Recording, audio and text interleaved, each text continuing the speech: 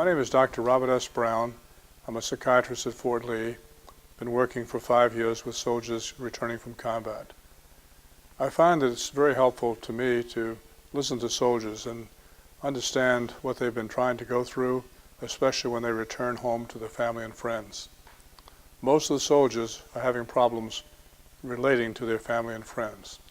The purpose of this session is to teach you how to improve your capacity to be a friend and to have a friend within your family.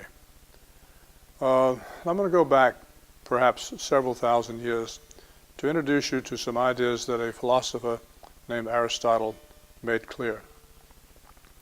He said there are three kinds of friendship.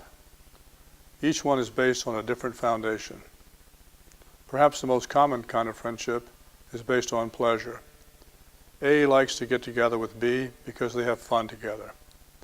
There's nothing wrong with having fun. As a matter of fact, that's very important.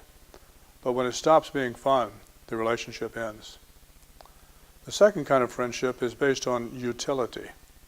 A and B get together because they find that they are useful to each other. And there's nothing wrong with being useful with your friends. But when you stop being useful to each other, that relationship ends.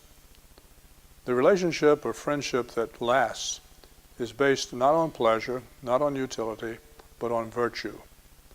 Virtue is a word that may be a little difficult to understand, even though we use it frequently. Aristotle said that virtue is the habit of choosing on a regular basis the mean between the extremes of behavior and emotion. We've used these examples before, but take any concept, like the concept of courage. The excess of that is heedlessness, where the person gives no thought to their own safety and they race into a building on fire to save a stray cat. And the opposite of that is cowardice.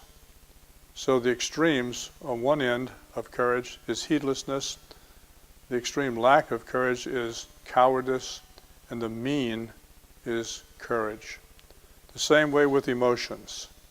Anger is the mean between rage and timidity. Try to avoid the extremes. Your friends and your family will get to know you better when they can predict that you're not going to be living at the extremes of behavior or emotions. This last friendship, based on virtue, is called the perfected friendship. And this is where A wants what is best for B for B's sake, and B wants what is best for A's sake. There are not many relationships that we have that last forever. Certainly the relationships with our families and our special friendships can last a very long time if they are, in fact, based on virtue.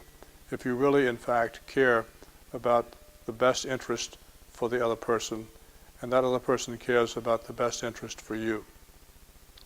Coming home is not easy from combat, but you had special friendships and special relationships in combat that were depended entirely upon your training and your safety, and your survival was very likely the result of a close relationship with a battle buddy who protected you from the enemy. You don't have that when you come home. As a matter of fact, you may perceive that you're still having enemies, but that's not necessarily the case. You need to sharpen your perceptions. Not everyone is an enemy. I admit that there are some enemies even in civilian life, but try to live a more relaxed life in order to have more developed friendships.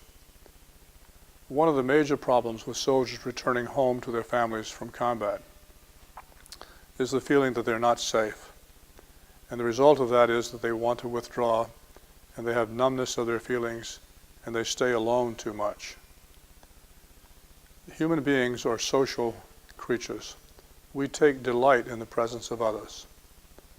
If you're not having any sense of delightfulness in being around others, you need to work on that.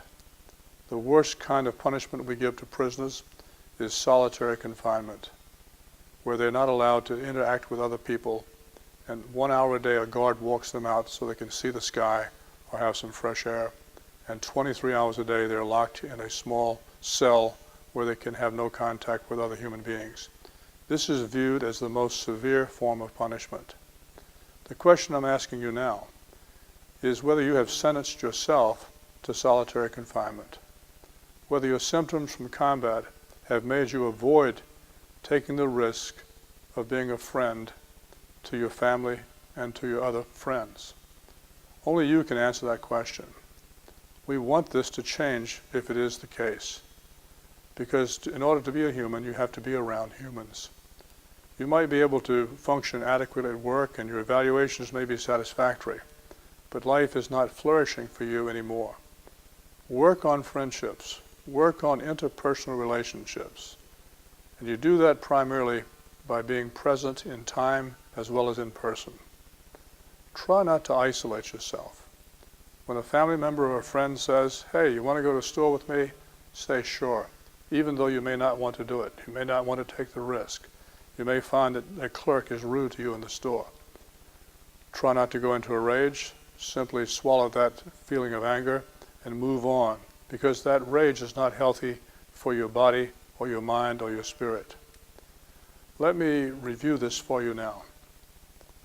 The best friendship, perfected friendship, is based on virtue. It's based on wanting what is best for the other person who also wants what is best for you. Friendships based on pleasure or based on utility are usually short-lived.